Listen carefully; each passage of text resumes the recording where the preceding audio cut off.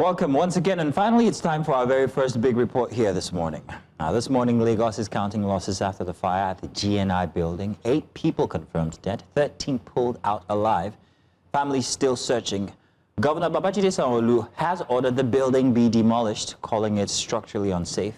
But behind the figures is a deeper question. How did a building, a busy commercial building in the heart of our city, Lagos, turn into a death trap? And at the scene, emergency agencies opened a help desk for missing persons while structural engineers assessed the remains of the building. Our correspondent followed the rescue efforts and the promises made by the officials in the aftermath.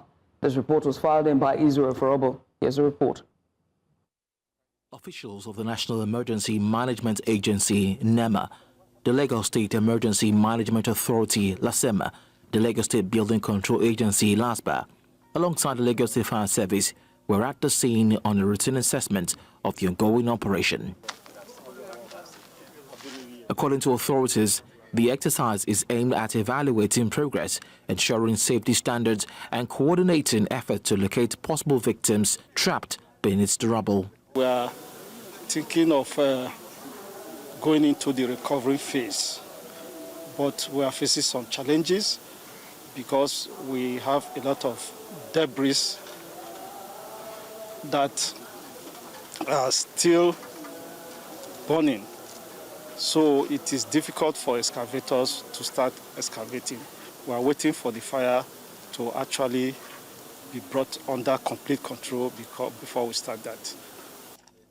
The fire service says the Inferno has been largely contained, though pockets of heat remain within the structure, requiring continuous monitoring. All the fire have dropped now, and it's only the smoke that's coming from the basement, and we cannot stop it now until all those debris be removed, so we can be able to tackle the fire from the basement.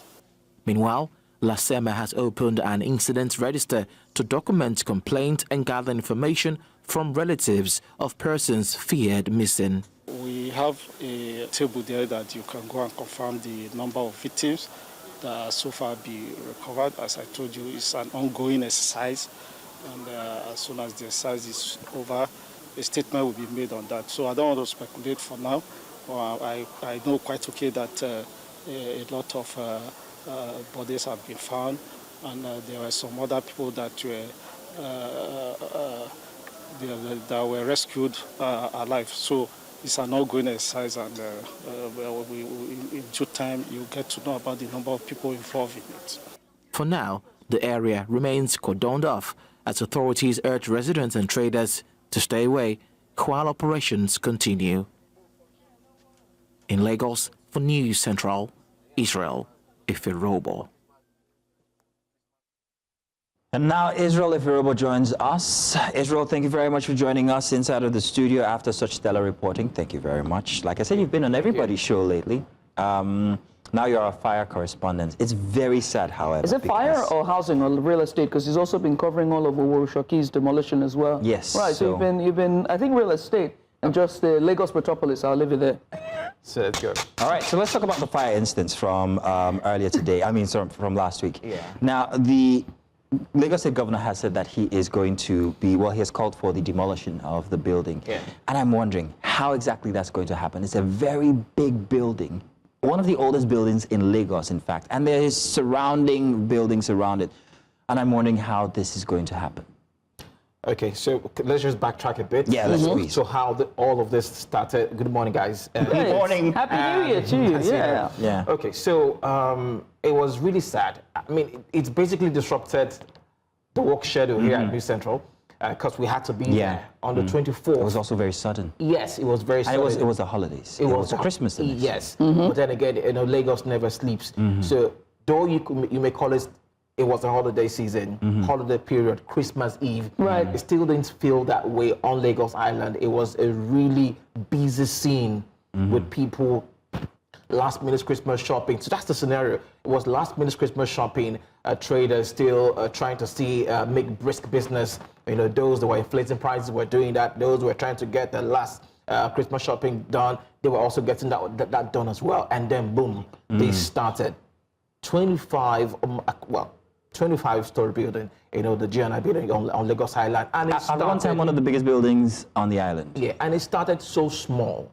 And that is one of the saddest parts of the story. In fact, there are lots of sad parts in the story, but the fact that it started so small. I mean, there was a video I saw. I couldn't get hold of that video. So I'm going to try and get hold of that video. It showed the fire starting out so small. Yeah, that's what they all said. All the eyewitnesses said it started out small. So small. And they went about their duty thinking it was going to be turned off.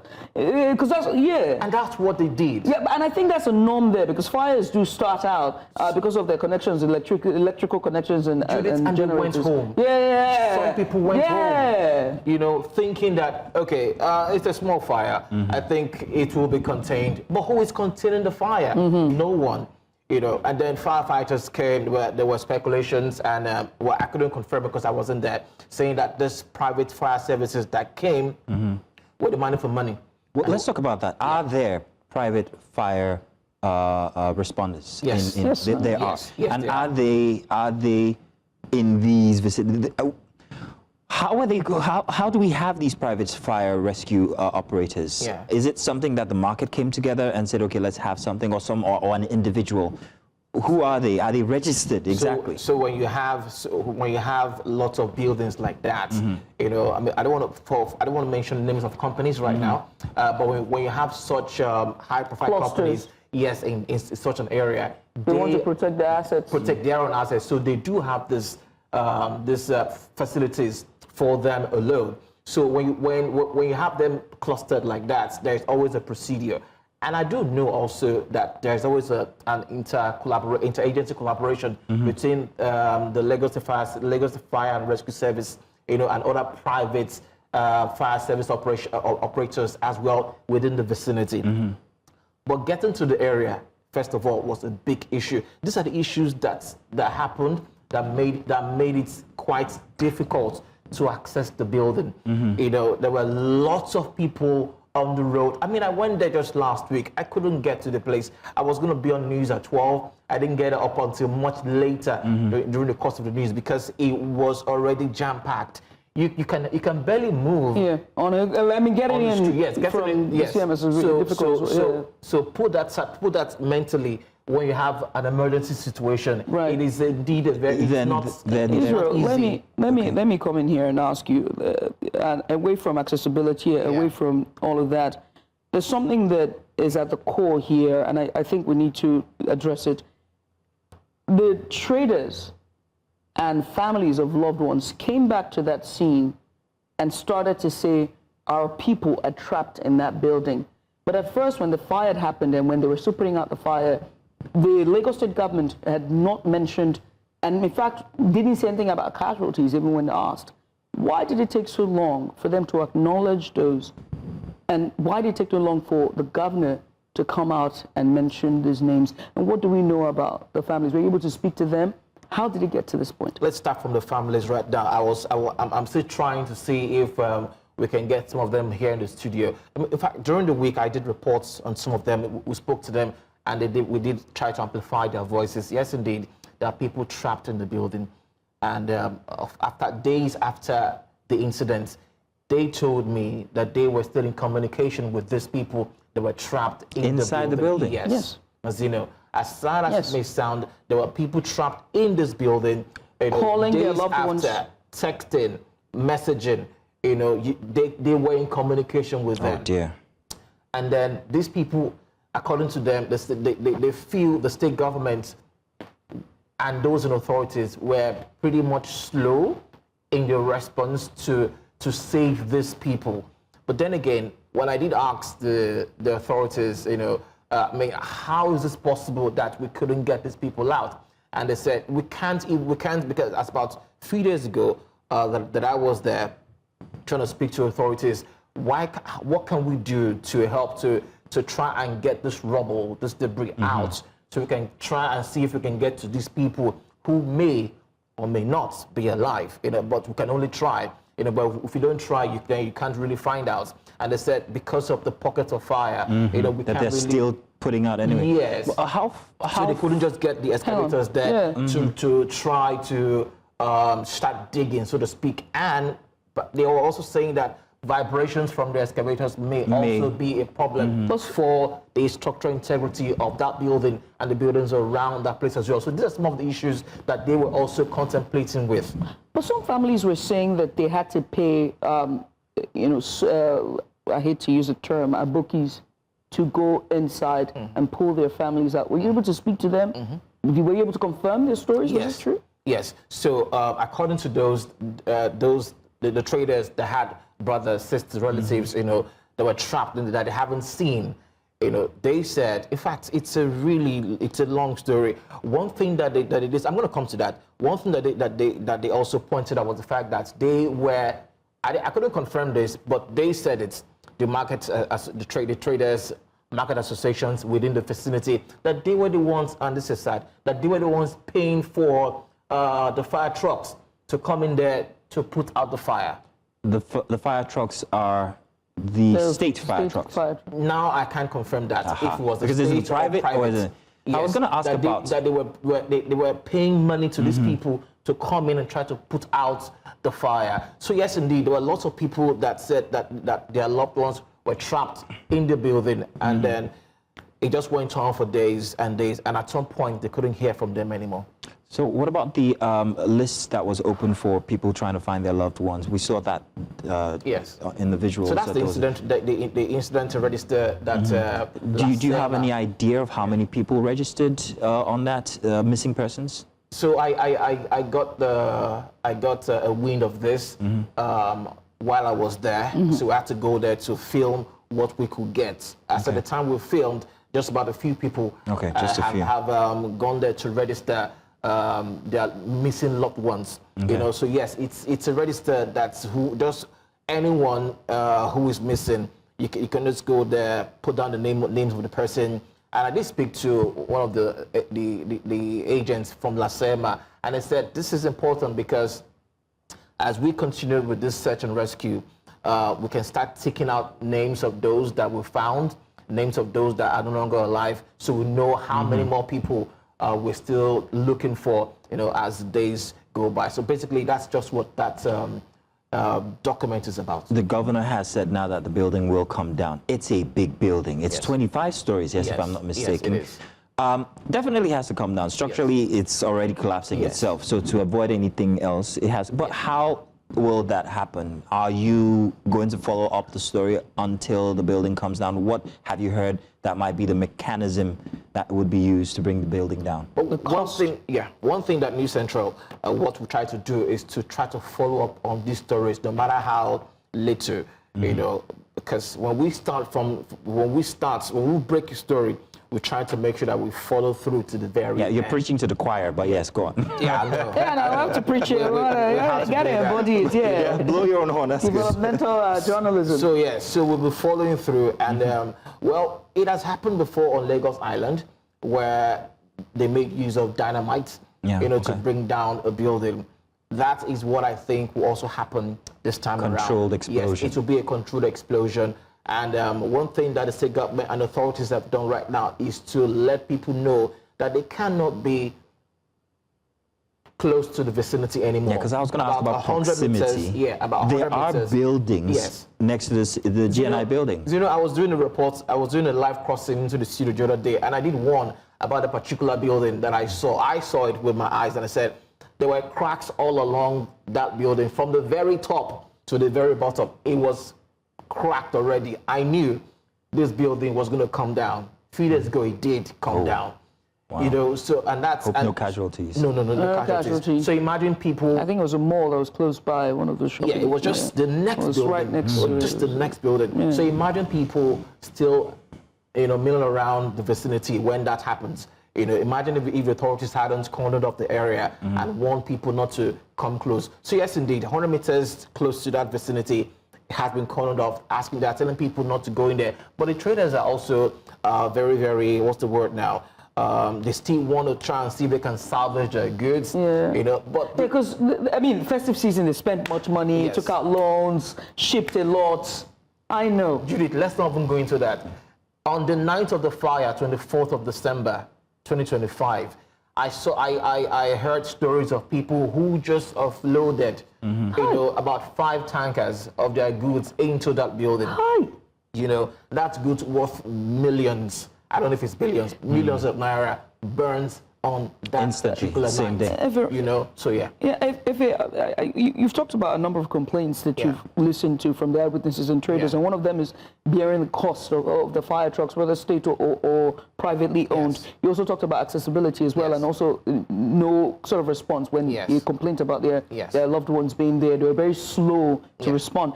But which one struck out? Which one do you think is by far the biggest and the state might not be able to tackle? So the building itself is not meant to be used for what it was being used for. Thank you. My dad said this thing. The building itself is not meant to be used for what it's being used for right now. As a storehouse. As a storehouse. Is that what it is? It's a warehouse. It is what it is, right? It is what it is before the fire started. It was what it was. Because it's, it's great Nigeria Insurance House. So a block of corporate offices. Yes, it's corporate offices basically, and then it was now converted into what it is As now. have most of the buildings in the area. biggest So Lagos Island area. When you now have an emergency situation like that, there are no exits, for people to try and run out and escape and save their lives, because the building in itself was not designed to store that amount of people and that traffic. That kind of traffic that you see there. And then the materials that were stored in the building as well were really highly combustible materials. So you can see all the various layers of issues that the firemen had to deal with on that particular day. So I don't want people to put the blame solely on the firemen. They did all the odds were not in their favor. They did what they could do given the instance. So, but don't forget the traffic leading up. You spoke to the about building that. Itself. Let's look at this traffic, like you've just said. Building that had been repurposed for commercial reasons, flammable materials. This is one out of maybe 100 buildings in Lagos Island that still operate the way it does for commercial activities, acting as warehouses, tight roads. This is going to happen again. When are you going to start monitoring, policing these potential events? Because I think someone needs to start doing that. Because if it's happened before, from earlier last year, middle of last year, just only, it keeps happening, and it's always. It happened in September. So perhaps we need to start clocking in buildings that have the potentials. All of them do. All of them do. So now that we now know that the governor wants to demolish this one, but were there any other talks regarding any other buildings that have the same what do you call it now, factors around them? Well, this conversation has been ongoing for a very long time, so it's not something new. So we're going to wait for the next 3 buildings before we now think about it. I don't think it can be done. I think it can. And I want you and I, if I ever have the strength to leave my house on a weekday with you, we would take a camera or hidden camera, or maybe the meta glasses, and I would take you down a particular building. There is a lister underground. That place is meant for underground parking. There's nothing you can tell me. The way the shops going and out, in fact, they're telling, oh, this is not part of it. How do you know it's not part of it? Because it all looks the same. There's a generator in there.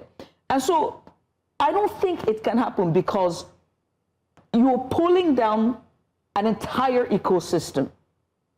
One thing will suffer, and maybe many will suffer to pull it down. And there are many things that will slip through the cracks in your attempt to pull it down, in my humble opinion. So here's the thing. It can be done. It takes the will of the government and the CBD operators, those in charge of the marketing on Lagos Island, to actually crack down on these buildings that are not collecting safe. Tickets in Inca. Exactly. So they really need to put their foot down and do the right thing. If not, we will see these incidences continue. Sadly, that is what will happen. In September, it happened with Mandelas. Now it's happening again. 3 months later, it's happening again. And this one is the Great Nigeria Insurance House, another massive building. It's getting bigger and bigger. It's getting bigger. So it's not a heritage building.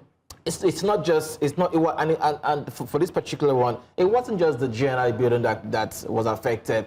Adjoining buildings as well were also affected. And it also cost lives livelihood, properties as well, goods worth millions of naira. These people, they are making their money. They are actually selling goods and services. They are being taxed. You know, so they are being taxed. The heavily. landlords are making money. Make the managers they are also making money out of it. So if and then there are no fire service stations within Lagos And Island. then the private ones we have are demanding for money. The private ones you have, I was asking you, you need to pay me before I do what I'm here to do, because I'm not here. This is not my building. I shouldn't be I'm a putting out business, fire. baby. Yeah, I'm a Exactly. business, Has baby. the authorities, the Lagos State governor, told when the demolition is going to happen? Real quick, we are out of time. Out of time. Okay, so they haven't said it specifically when this will happen, but definitely it will happen. There will be a controlled demolition of the Great Nigeria Insurance building on Lagos Island. And they are also, at this point, telling everyone to please do stay away, because the structural integrity of that building and those around have been compromised, asking people right now to stay away. All right. All right. But one more thing. Yeah, go ahead. People have lost lives. You know, there are people still trapped in that building. Whether they are alive right now, Zeno, or not, we do not know. That is one sad point in this whole story. Very, very sad indeed. But Ife, thank you for following the story, and we hope to see the demolition in one of your reports, because I think that's going to be spectacular, first off, and also serve as a sign that the Lagos State government is concerned with these kinds of issues around the state that have to do with, you know, fires, especially in Lagos Island. Ife, thank you very much. Always a pleasure to have someone come into the studio and call me Zeno. Absolutely. It goes to tell you how long it's been.